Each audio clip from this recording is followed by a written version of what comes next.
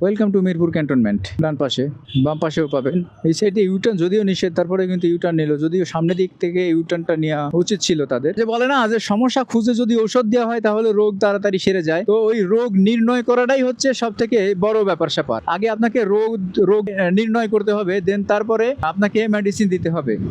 তো আমি রোগটা নির্ণয় করলাম, রোগটা নির্ণয় করে আমি মেডিসিনটা দিয়ে দিলাম, আলহামদুলিল্লাহ। আর এই পাশে যে কিছু ময়লা আবর্জনা আছে, এই ময়লা আবর্জনাটা আসলে রাস্তার পরিবেশটা অনেক বেশি নষ্ট করে। এই সাইড দিয়ে কিন্তু যেতে পারবেন হাজী দানেশ বিশ্ববিদ্যালয় আছে, সেই বিশ্ববিদ্যালয় বিজ্ঞান ও প্রযুক্তি বিশ্ববিদ্যালয় অনেক ভালো লাগবে, যেহেতু উত্তরা একটা খোলামেলা পরিবেশ, খোলামেলা জায়গা, তাই এখানে আসলে আপনার মনটা সত্যি সত্যি অনেকটা বেশি ভালো হয়ে যাবে।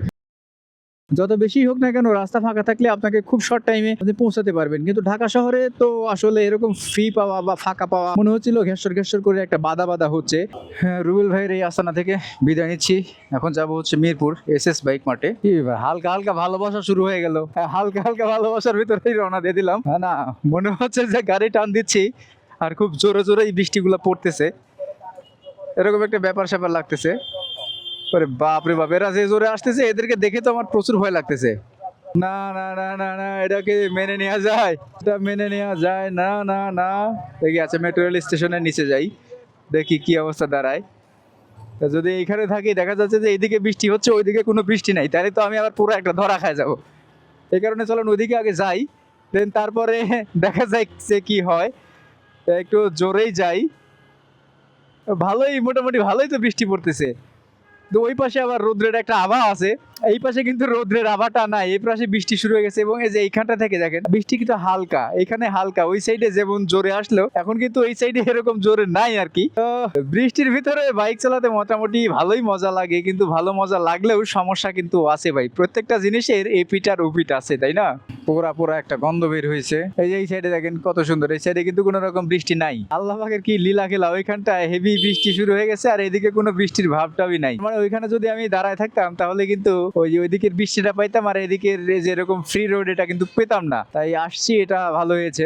এদিকে কোনো বৃষ্টি নাই, থাকলেই ধরাটা খাইতাম। যাই হোক, উত্তরা থেকে রওনা দিচ্ছি। এই যে এটাই হচ্ছে মেট্রো রেলের লাস্ট স্টপেজ, যেটা এই লাস্ট স্টপেজ মানে শুরু এবং শেষ এখান থেকেই। একটু গ্যাদারিং আছে এইখানটায়, বাট এই গ্যাদারিং খুব বেশিক্ষণ থাকবে না।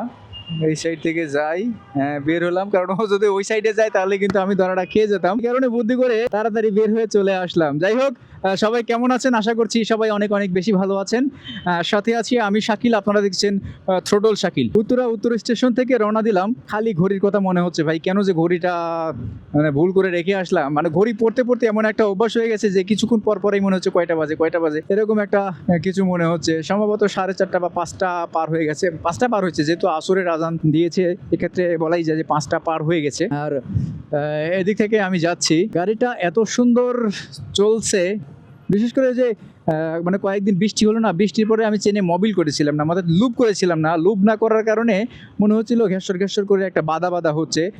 এরপরে আমি চেইনে যে লুপটা, সেই লুপটা করেছি। লুপ করার পরে আলহামদুলিল্লাহ চেন এবং বাইকটা একদম স্মুথ। মানে একটা জিনিসের সঙ্গে আরেকটা জিনিস কিন্তু ওতপ্রোতভাবে জড়িত থাকে। যে বলে না যে সমস্যা খুঁজে যদি ঔষধ দেওয়া হয় তাহলে রোগ তাড়াতাড়ি সেরে যায়, তো ওই রোগ নির্ণয় করাটাই হচ্ছে সব থেকে বড় ব্যাপার স্যাপার। আগে আপনাকে রোগটা হচ্ছে নির্ণয় করতে হবে, দেন তারপরে আপনাকে মেডিসিন দিতে হবে।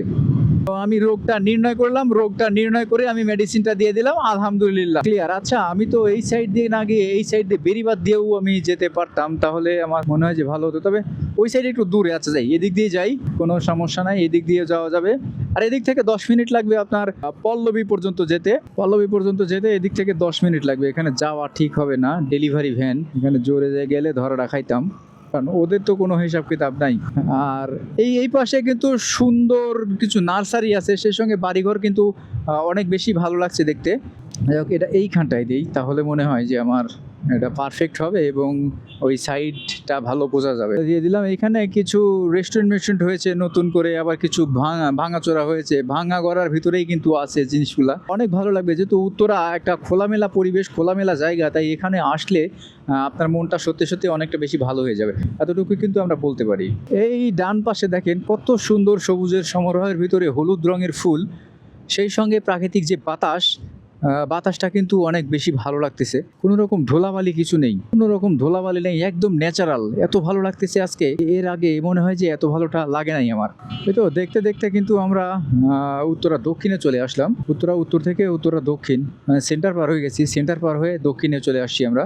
আর এই পাশে যে কিছু ময়লা আবর্জনা আছে, এই ময়লা আবর্জনাটা আসলে রাস্তার পরিবেশটা অনেক বেশি নষ্ট করে। এই সাইড দিয়ে কিন্তু যেতে পারবেন হাজী দানেশ বিশ্ববিদ্যালয় আছে, সেই বিশ্ববিদ্যালয় বিজ্ঞান ও প্রযুক্তি বিশ্ববিদ্যালয় এই পাশটায়, ওইটা কিন্তু উত্তরাতেই অবস্থিত। এবং এর ডান পাশ দিয়ে আপনারা চলে যেতে পারবেন, ডান পাশ বলতে ইউটার্ন নিয়ে আবার ওই পিছন দিয়ে যেতে পারবেন মিরপুর 1 নম্বরের ওই সাইডে। তবে এই সাইড দিয়ে যাওয়াই আমি প্রিপেয়ার করি এবং আমি সহজ পথ মনে করি, কারণ এই সাইড দিয়ে 6 নাম্বার দিয়ে 1 নাম্বার দিয়ে বের হতে পারবো আমি।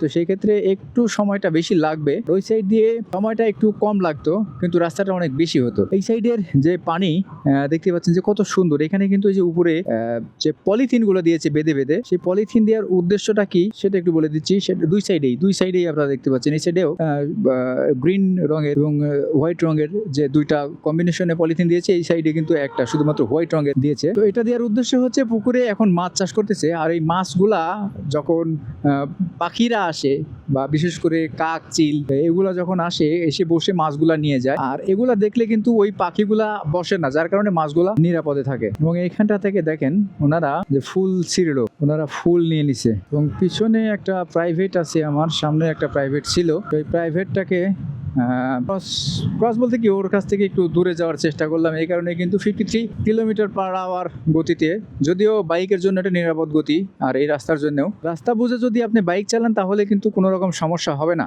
দেখতে দেখতে কিন্তু চলে আসছি আমরা পল্লবীর কাছাকাছি, ঢাকা ক্যান্টনমেন্ট মিরপুর DOHS এর ভিতরে। Welcome to Mirpur cantonment. ডান পাশে বাম পাশেও পাবেন।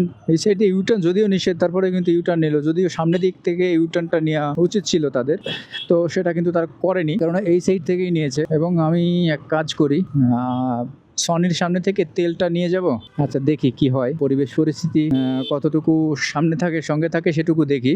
যেহেতু ফ্রি রোড, আর এখানে এই যে 9 মিনিট লাগছে মাত্র, এতক্ষণে ওনার কাছ থেকে শুরু করে মাত্র 9 মিনিটে কিন্তু আমি পল্লবীতে পৌঁছাই গেছি। মানে রাস্তা ফ্রি, আর আমি কিন্তু বাইকটা দেখছেন যে জোরেও চালাই নাই। যদি জোরে চালাইতেন তাহলে কিন্তু 5-7 মিনিটের মতো লাগতো। রাস্তা যদি ফাঁকা থাকে তাহলে ঢাকা থেকে মিরপুরের দূরত্ব যত বেশি হোক না কেন, রাস্তা ফাঁকা থাকলে আপনাকে খুব শর্ট টাইমে পৌঁছাতে পারবেন। কিন্তু ঢাকা শহরে তো আসলে এরকম ফ্রি পাওয়া বা ফাঁকা পাওয়া এটা আনবিলিভেবল, এটা অবিশ্বাস্য একটা ব্যাপার। যদিও আজকে কপালটা ভালো আছে, এখন গাড়ি ঘোড়ার চাপ দেখছি না। আজকে কি কোনো রকম ছুটি মুটি, যেহেতু আমার মেয়ের স্কুল আজকে ছুটি আছে রবিবার, কিন্তু কেন ন্যাশনাল ডিফেন্স কলেজ, ডান পাশেটা ডিফেন্স কলেজ, মানে সামরিক কলেজ, যেটা জাতীয় সামরিক কলেজ।